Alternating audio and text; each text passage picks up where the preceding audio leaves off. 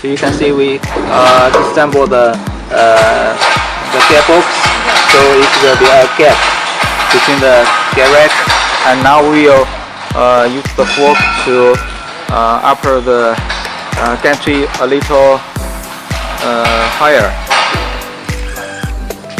to make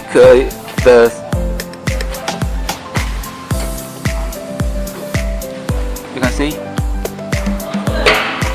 here's a gap from the rear block and a gap in the gear rack at the same time, so we can get the gantry out.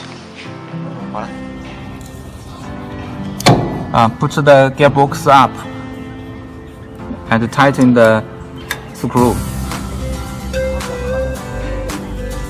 Make sure here's the wheel, gear rack wheel, to touch the rack teeth. Perfect. And then we tighten it. We need to not too fast and use a hammer